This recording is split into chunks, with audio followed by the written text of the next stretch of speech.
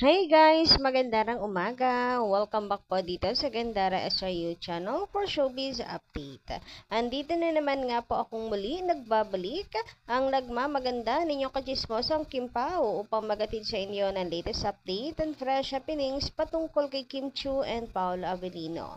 And para nga sa umagang ito, syempre ang tatalakayin natin at pag-uusapan ay may kinalaman sa date ng Kim Pao. Grabehan talaga si Paolo Avellino ay tinamaan.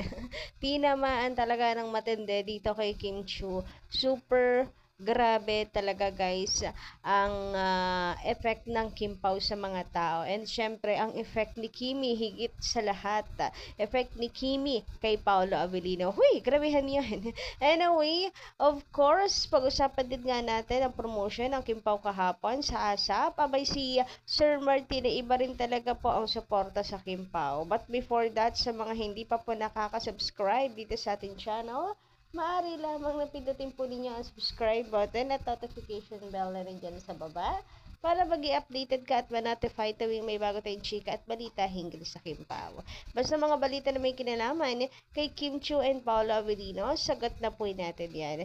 And for today, ang napili po nating basahing komento ay mula kay Madam Cora Celestino. Magandang umaga sa inyo. So ito po yung sagot niya tungkol sa pagsasabi ng super OA na ni Kim Chiu hindi na nababagay sa edad niya. Dapat umakto na siya ng formal and the same time yung yung binibining marikit. Ano ba? Wag daw masyadong pabebe si Kim Chiu, ganon. So sabi dito, Kim is just a very jolly and kikay joker pero hindi malande. Kim is naturally simple, sweet, and loving. Napakaswerte mo, Paolo. You will have a wonderful family life together. God bless. So, about Chan, sa napakasimple, talagang jolly lang si Kimi, pero hindi malande. Nako, eto na yung pinakampunto ni Madam Cora. Ni Madam Cora Celestino Kasi, ang ano po ang tingin nila kay Kim Chiu, masyadong kalog, masyadong kalog, nawala na daw sa lugar. Kaysa naman dun sa akala may napakatino, na akala mo ay napaka mahinihin, hindi naman, napakalandi naman. Yung nasa ilalim ang kulo, deep inside ay grabe, may tinatagong halimaw. Tinatagong halimaw. Grabe yung carnal desire, mga ganyan. Pero si Kimi napaka-decente naman. So actually, yan yung mga bagay na nagustuhan ng mga tao kay Kim Chiu. So mga bashers go to edge cherries. Joke lang. Grabe naman yan. Well, ganyan na si Kim Chiu. Kilala nga si Kim Chiu bilang napaka ma-energetic. Kaya nga mukhang bata pa rin yan until now Guys, laughter is the best medicine and libre lang yan. Guys, kung gusto ninyo na umano rin, gumaan ang buhay, maging fresh din, kagaya ni Kim Chiu. Abay, tawa-tawa din. Abay, mag-enjoy din sa buhay. Wag puro kabitira ng alam.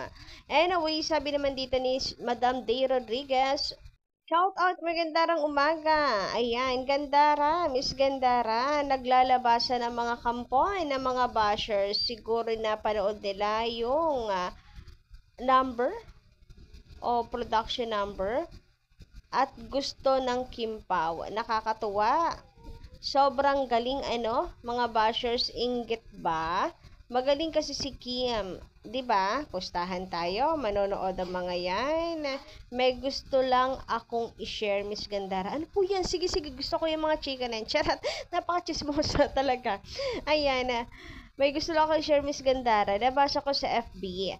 Alam nyo, sa pagsira ninyo sa buhay ng isang tao dahil sa inggit ninyo sa pamamagitan ng pagpapakalat ng maling kasinungalingan. Ano daw, maling kasinungalingan? Iyan ay utang at ibabalik sa inyo ng may malaking interest. So, in short, karma. Pero ano yung chika nyo? Hinabitin naman ako. Ano yung nabasa nyo, Madam Day Rodriguez? Na ano naman ako na windang, na ano yung aking chismosa mode, napindot. Paki-share naman, ano yan? Ano yung paninira na yan? Na sinasabi ninyo. Anyway, sabi naman ni Madam Mila Carillo, palangga talaga ni Pao si Kim. Patunay lang, pinatunayan lang ni Pao na gagawin niya ang lahat, hindi niya bibitawan si Kim. Lumabas ang saloobin na mahal niya, na mahal si Kim. Ito ang kasagutan sa puso ni Pao. Palangga mo. Grabehan ngayon. Grabe doon sa lumabas ang saloobin na mahal talaga niya si Kim Chiu. Ito ang kasagutan sa puso ni Paolo Avellino.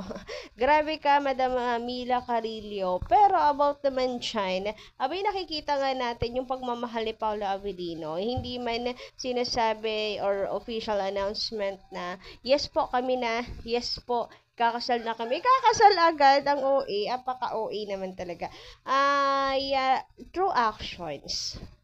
Alam mo yun, ramdam mo sa mga galaw, kilos nila, na mahal nila. May kasamang pagmamahal yun eh. Si Kim Chiu nga doon pa lang sa baon niyang ulam, yung nag-a-adjust siya. Kasi, hindi pala kumakain ng meat si Pao. Vegetarian na. Vegetarian na si Paolo Avellino is, ano na yun eh, mag-jowa coded na nga, kumbaga. Samantala, let's move on naman at pag-usapan nga itong guesting po ng Kim Pao sa ASAP. So, actually guys, taped episode na to. Nung January pa po ito. Kasama po ito, bali dalawa po, hinati lang. Ito po ay nung naka-color pink si Kim Chiu, yung unang napanood natin last Sunday. So, pinagdalawa pala nila. Ayan, may tape episode. Siguro kasi nga alam nila na super busy na ang Kim Pao, kaya in advance na guys ang palabas. But anyway, ayun nga, makikita, napansin din talaga po ng mga kapwa natin ka-Kim Pao fans yung suporta ni Sir Martin sa dalawa. And di ba nung nakaraan nga, nung Sunday, ay nabanggit at napag-usapan nga natin yung grabehan, parang may pangbubuking si Sir Martin sa Kim Pao. Mag-couple yung dalawa.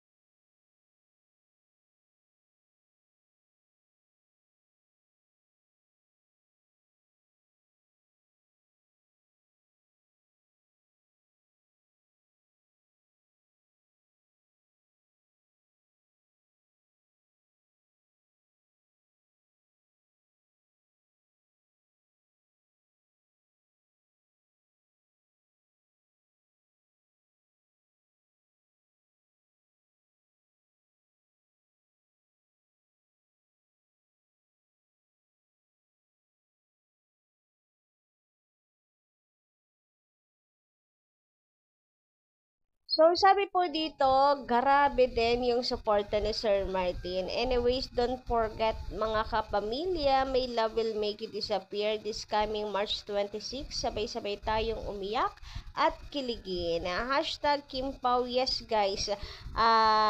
Actually, nakamarka na yan sa mga kalendaryo natin, March 26. So, yung iba siguro busy pa, pero pwede naman po kung hindi makahabol, ay yung hindi ba kahabol, mahaba pa naman po yung araw. So guys, suportahan po natin.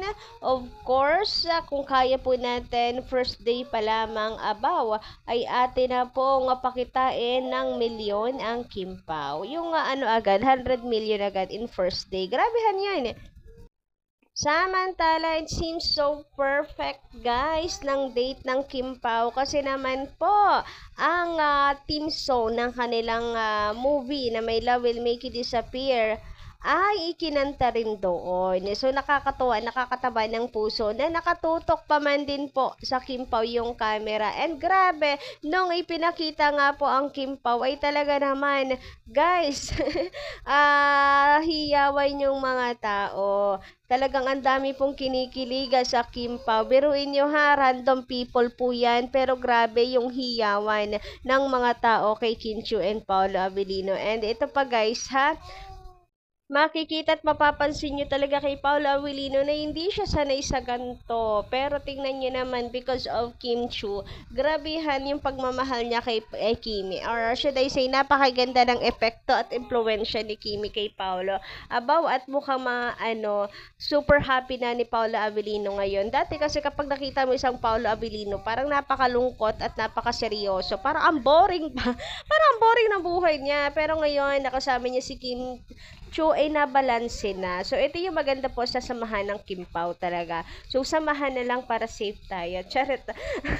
Ayun, ito yung maganda sa samahan ng Kim Pao. Talagang masasabi mo na sila po ay perfect match. Ayan, sumaya ang buhay ni Paolo Avellino, naging balance. And the same time, ganun din naman po kay Kim Chu. So, yun guys, parang tamang-tama rin yung lyrics nung kanta sa kanila. Mukhang delikado na talaga si Paolo Avellino at hindi na makakaahoy sa pagmamahal. Ganun hindi na makakaahoy. Grabihan nga yun. Napakaganda naman kasi ng isang Kim Chu. So, ayun. Kayo guys, ano po ang inyong masisay patungkol dito? Pa-comment lang po dyan sa baba. And don't forget to click the subscribe button and notification bell for more updates. Maraming salamat.